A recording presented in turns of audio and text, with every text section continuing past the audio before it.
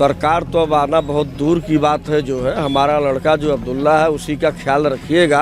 राम भारत माता को डाइन, जिस धरती पर रहते हो, जिसमें तुमको सुपुर्दे खाक होना है, उसको तुम डाइन कह रहे हो। तुम्हारा ये कल्चर है। ये जो है आजम खान साहब जेल में रहे और फिर भी जो तैयारी करे, बाकी आजम खान साहब ने जरूर आशीर्वाद दे दिया कि 27 में जो है अब तुमको मुख्यमंत्री बनना नहीं है। अम्बेडकर को भूमाफिया कहने की, यादें भारत माता को डाइन कहने की, यादें जया प्रदा के वस्त्रों का, अंतर वस्त्रों का रंग बताने की। तभी तो अमर सिंह के कहने पे 2009 में हटा दिए गए, हट गए थे भी। मुसलमान का वोट सब सेट कर दीजिए, बाकी जितना लूटना होगा लूट लीजिएगा। योगी जी का जो गोरखनाथ मंदिर है, वहाँ बाहर सारी दुकानें मुसलमानों के पास है। कि आजम खान के इस बयान को ताउम्र याद रखना है कि उन्होंने सबसे बड़ा भूमाफिया घोषित किया था आजम खान जी। अनादि टीवी के विशेष प्रोग्राम अनकट कानाफूसी में आपका स्वागत है। मैं हूं अमरेंद्र प्रताप सिंह और आज बात करेंगे आजम खान और अखिलेश की मुलाकात पर। आजम खान साहब अखिलेश यादव से मिलने पहुंचे, साथ में उनके बेटे अब्दुल्ला आजम भी थे। अखिलेश यादव ने एक्स पे एक पोस्ट किया कि न जाने कितनी यादें साथ लेके आए जब वो मिलने हमारे घर आए। तो कौन सी यादें लेके आए भैया? और दूसरा, जब आजम खान मिल लिए और बाहर निकले तो मीडिया से उन्होंने कहा, मीडिया ने पूछा कि भाई क्या कुछ बातें हुई, तो आजम खान ने कहा कुछ हाले दिल हमने कहा, कुछ हाले दिल उन्होंने कहा। तो अब क्या हाले दिल एक दूसरे से उन्होंने कहा और कौन सी यादें लेके आजम खान अखिलेश क्या पहुंचे, इस पर हमने भारतीय जनता पार्टी से बात की। भाजपा से हमने पूछा कि भाई कौन सी यादें लेके आजम खान आए और क्या कुछ हाले दिल कहा। तो भाजपा ने कहा हाले दिल दोनों ने एक दूसरे के आंसू पोछे कि हमारी सत्ता नहीं बची और तुम तो जेल ही से लौट के आए हो। और फिर हमने पूछा कि भाई यादें कौन से लेके आजम खान आए, तो भाजपा ने कहा कि यादें लेके आए भारत माँ को डायन कहने की, यादें लेके आए बाबा साहब को भूमाफिया कहने की, यादें लेके आए जया प्रदा के अंतर वस्त्र का रंग बताने की, और यादें मुर्गे चोरी की, भैंस चोरी की, बकरी चोरी की और यूनिवर्सिटी नाम पे जमीन कब्जाने की। ये भाजपा का जवाब था। अब हम आपसे पूछ लेते हैं, सबसे पहले आपसे पूछ लेते हैं कि आजम खान साहब कौन सी यादें लेके अखिलेश के घर गए, जिसकी बातें अखिलेश ने की कि जब वो हमारे घर आए तो न जाने कितनी यादें लेकर आए। वो यादें क्या थी और हाले दिल क्या डिस्कस हुआ? इस पार्टी को, समाजवादी को बनाने में मुलायम सिंह यादव और आजम खान का बराबर का योगदान है। तो अखिलेश यादव उनके बच्चे के जैसे हैं, उनके बचपन की यादें होंगी, उनकी जवानी की यादें होंगी, पिताजी के साथ की यादें होंगी, यही सब यादें होंगी। जब एक परिवार को बनाता है आदमी तो थोड़ी बहुत नाराजगी हो सकती है, लेकिन ऐसा नहीं हो सकता है कि वो बिल्कुल उस परिवार से अलग हो जाए। तो वही सब यादें होंगी। अरे भाजपा तो कह रही यादें बाबा अम्बेडकर को भूमाफिया कहने की, यादें भारत माता को डाइन कहने की, यादें जया प्रदा के वस्त्रों का, अंतर वस्त्रों का रंग बताने की। भाजपा के पास तो कुछ अपना काम है नहीं बताने के लिए, तो वो इसी तरह की बातें करके दूसरों को कम कर सकते हैं। वो अपने बारे में तो बताते नहीं, क्या कितने अस्पताल खोल दिए, कितने स्कूल खोल दिए, कितने लोग को रोजगार दे दिया। भाजपा ये तो बता नहीं रही है। क्यों नहीं बताते हो यार? कितने अस्पताल, कितने स्कूल, कितना काम? अब मैडम को हम क्या बताएं, मैडम खैर ठीक है अपनी बात कह दी। और भाजपा ने जो कहा सही कहा कि इन्होंने राजनीति ऐसी की है आजम खान जी ने, और वही हाल बताने के लिए गए थे उसी उनकी राजनीति को। जैसे तुम राम भारत माता को डाइन, जिस धरती पर रहते हो, जिसमें तुमको सुपुर्दे खाक होना है, उसको तुम डाइन कह रहे हो। तुम्हारा ये कल्चर है। तुम अम्बेडकर साहब को कह रहे हो कि ये भूमाफिया है अपनी चुनावी रैली में। तुम किस तरह का देश चाहते हो? तुम क्या यहाँ पे किस तरह का आतंकवादियों का देश चाहते हो? और भाजपा ने जो कहा है वो सही कहा है। इनकी करनी कथनी में बड़ा अंतर है। और ये 5 साल ये जेल में रहे अपने कर्मों की वजह से रहे। ये जो इनके कर्म थे, जबकि अभी उसके पहले का अभी मैडम कह रही थी कि संस्थापक सदस्यों में से थे, संस्थापक सदस्यों में से थे। तभी तो अमर सिंह के कहने पे 2009 में हटा दिए गए, हट गए थे भी बेचारे। उनको कोई पूछा नहीं, समझ गो। मुलायम सिंह जब थे तब नहीं उनको पूछा गया। और उनकी तो हालत तो ये, हाले दिल क्या कहा होगा उन्होंने अखिलेश यादव से? हाले दिल यही कहा होगा बच्चा, अब तो हम लास्ट स्टेज पे हैं, अब लास्ट स्टेज है। अब उनकी राजनीति ने बच्चे के भले ही राजनीति रह गई, वो अब आजम खान जी की राजनीति अब नहीं बची है। अब वो राजनीति करने लायक बचे भी नहीं, इतना ज़्यादा समझ गो। और वो अपने दुख दर्द को कहा बेटा अब हमको न कहीं पूछ लेते कौन सी यादें लेके आए थे आजम खान, क्या बताए थे आजम खान? यादें वही लेके आए थे कि 2012 से 2017 तक किए थे। पुनः हो सकता है कि 2027 में आप सरकार बने तो हम हमारे बेटे को मौका दीजिए। जो काम मैं अधूरा छोड़ा हूँ वो मेरा बेटा पूरा करेगा।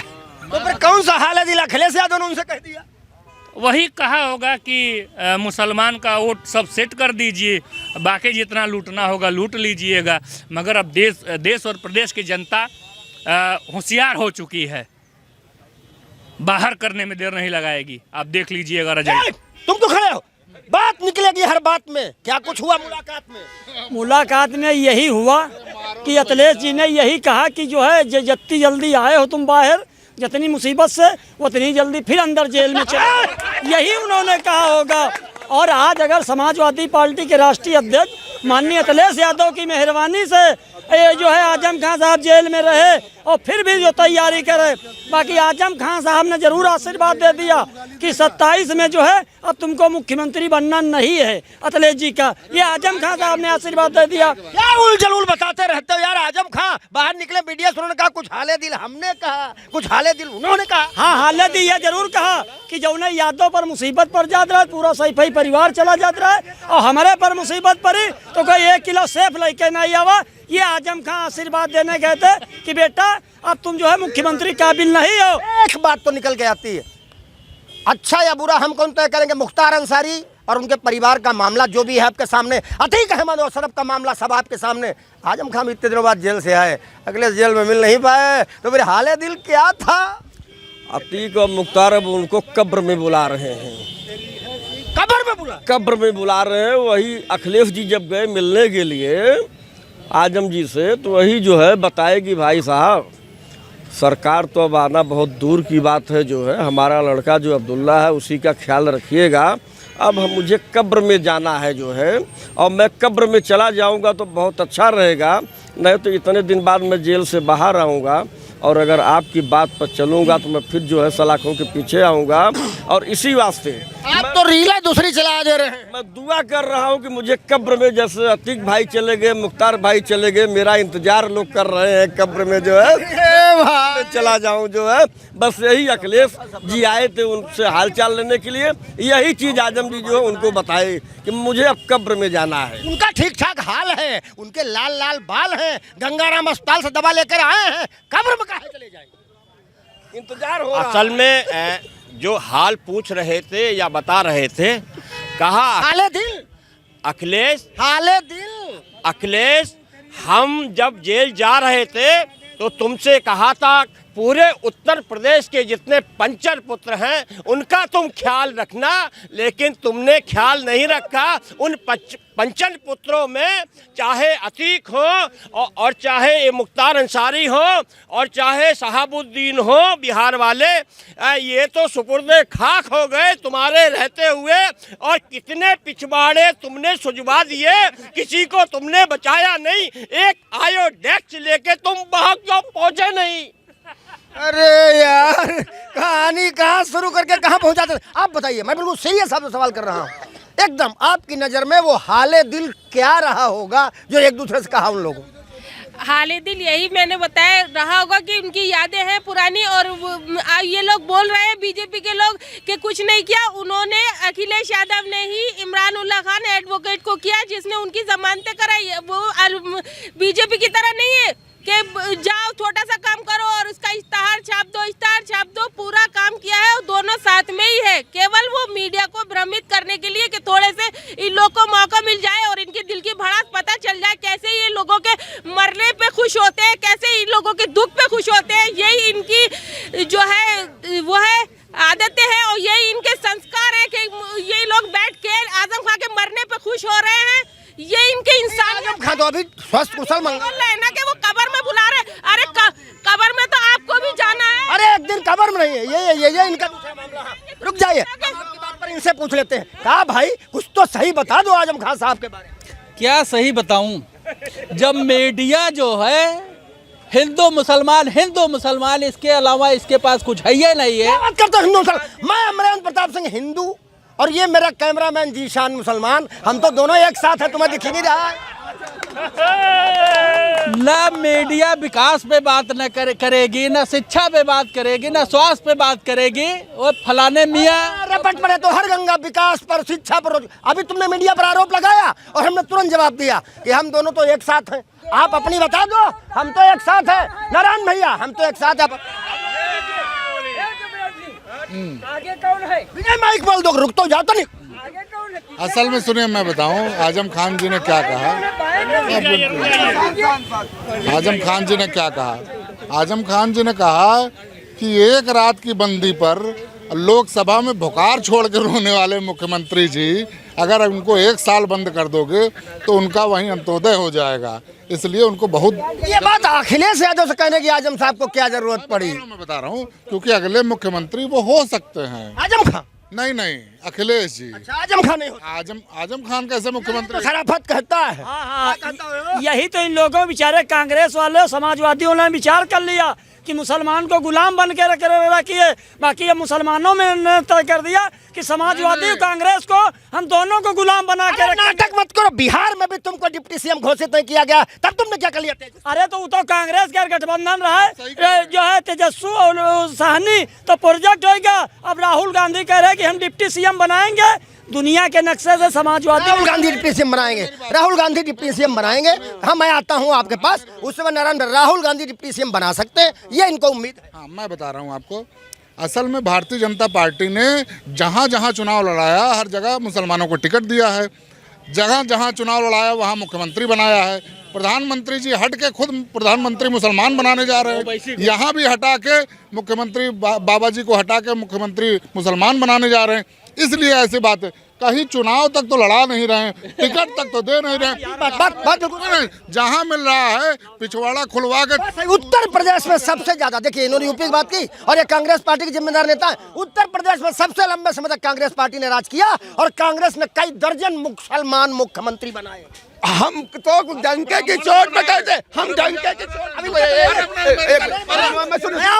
सुनिए, मैं डंके की चोट पे कहता हूँ, भारतीय जनता पार्टी डंके की चोट पे कहती है हम मुसलमानों को नहीं मुख्यमंत्री बनाए, नहीं टिकट दिया। लेकिन मैं उनके हित की बात करता हूँ, उनके सम्मान की बात करता हूँ। मैं APJ अब्दुल कलाम को राष्ट्रपति बना सकता हूँ, मैं आरिफ मोहम्मद खान को बना सकता हूँ। जो देशभक्त मुसलमान है उनको मैं अपनी विचारधारा से जोड़ सकता हूँ, लेकिन अन्य को मैं नहीं जोड़ सकता हूँ। जो देश विरोधी है, जो आतंकवादी है, जो आतंकवादियों का साथ देते हैं। हमारे आतंकवादी, आप बता दो, उत्तर प्रदेश में जब देश आजाद हुआ तब से लेकर कांग्रेस की लंबे समय तक सरकार रही, अन्य पार्टियों की सरकार रही। उत्तर प्रदेश के जो मुसलमान मुख्यमंत्री हुए उनका नाम बता दो हमको। उत्तर प्रदेश में नहीं, लेकिन दूसरे प्रदेशों में बनाए हैं। महाराष्ट्र में बनाए हैं कांग्रेस ने, ब्राह्मण बिहार में बनाए हैं। ऐसा नहीं है, कांग्रेस सबके लिए करती है, जबकि मैं कांग्रेस की नहीं, लेकिन मैं फिर भी बता रही हूँ कांग्रेस सबका ख्याल रखती है, सबका ध्यान रखती है। तो हमारी मजबूरी है कि हम नौकरी करते हैं उत्तर प्रदेश में स्टेट ब्यूरो हेड की। हम जिस चैनल में नौकरी करते हैं उसने यूपी में हमको जिम्मेदारी दी। हम चाहते हैं अब हमें ये बता दो, यूपी में मुसलमान मुख्यमंत्री कौन कौन बना? बताइए भाई, कौन बना? मुसलमान के नेता वो है तो आप बताएंगे ना। मुसलमान के नेता वो तो जहाँ तक मेरी नॉलेज है अभी तक कोई नहीं। कौन बना? ऐसा है, कांग्रेस ने और समाजवादी ने हमेशा तेज का ऐसा पत्ता चूसा है, मुसलमान को मुख्यमंत्री बनाने ही कभी नहीं दिया। और कांग्रेस और समाजवादी दोनों मुसलमानों की और अनुसूचित जाति की विरोधी रही है। इसीलिए कांग्रेस समाजवादी की ऑक्सीजन में जी रही, समाजवादी कांग्रेस ऑक्सीजन में रही। वही हाल बिहार में लालू जी का 14, 17, 19, 22, 24 सब ठगबंधन में जा रहा है। बिल्कुल ठगबंधन, बिल्कुल ठगबंधन जा रहा। मुसलमान अपनी हिस्सेदारी मांग रहा और समाजवादी कांग्रेस ने मुसलमानों की ठेकेदारी की है। अब जो है अभी खाली उबैसी। अच्छा, कितनी उनकी भागीदारी और कितनी उनकी हिस्सेदारी और हाले दिल क्या था? सबसे पहले मैं हाले दिल पे आपको जवाब दूंगा। ये पीड़ा है हमारे आजम खान जी का, बड़ा सम्मानित कद्दावर नेता है भाई। बेशक वो सम्मानित कद्दावर नेता है, लेकिन जिस दिन वो अपनी मीठी जुबान से एक कड़वी जुबान निकाल दिया कि भारत माता डायन है, उसी दिन मेरी नज़रों से और देशवासियों की नज़रों से गिर गए। जो आदमी इस देश में रहकर इस देश में पल बढ़ के पद ओहदा प्रतिष्ठा पाया, उसी देश को कह रहा कि भारत माता डायन है। ये बर्दाश्त करने वाली बात नहीं थी, लेकिन फिर भी बर्दाश्त किया गया और उनको उसी दिन उसी फहरिस्त में शामिल कर दिया गया देश विरोधी ताकतों में। और दूसरा जब उनका बयान आया, उसी के बाद गाजियाबाद में रैली हो रही थी। आजम खान जी और अखिलेश जी दोनों लोग मंच पे थे और रैली जब आगे बढ़ी है तो बाबा साहब की एक स्टैचू मूर्ति लगी थी, उधर इशारा करके बोल रहे थे कि ये देखिए जो ऐसे उंगली करके खड़ा किया है ये देश का सबसे बड़ा भूमाफिया है। ये बयान था आजम खान का।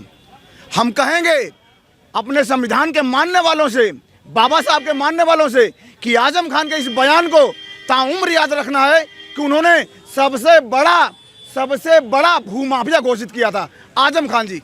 सवाल अरे सुनिए तो, अपने कर्मों का फल इसी धरती पर भुगतना है।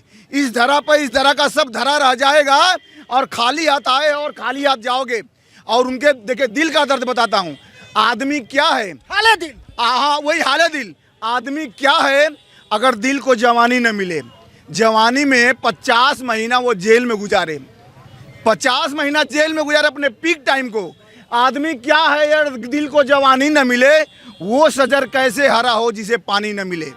हम कह रहे हैं कितने अश्कों को हंसी में वो छुपाता होगा जिसके चेहरे पे कोई गम की निशानी न मिले। कैसे मिलेगा पानी आजम खान साहब को, बता दो अगर कुछ पता हो तो।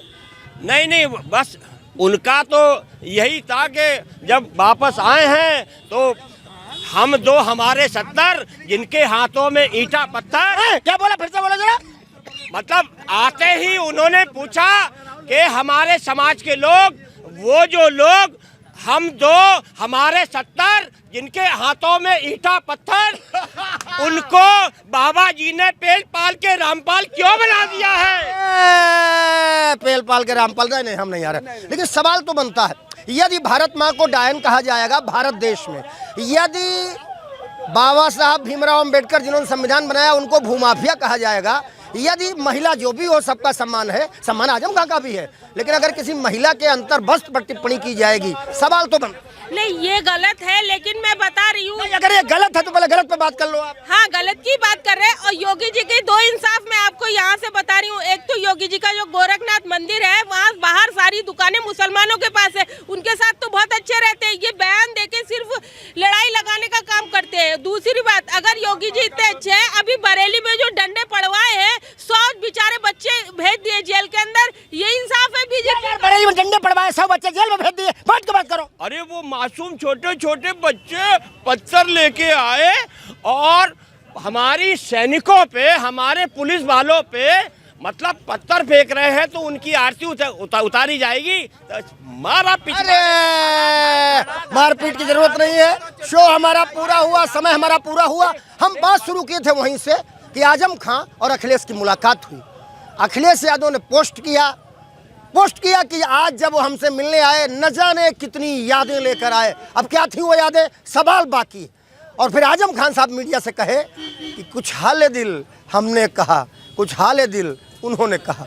तो क्या था वो हाले दिल और क्या थी वो यादें, आप बताइएगा, क्योंकि आप जनता हो और लोकतंत्र में आप ही जनार्दन हो। हम ऐसे ही रिपोर्ट लेके आपके सामने आते रहेंगे और इन सब की बातें आपको बताते रहेंगे। नमस्कार।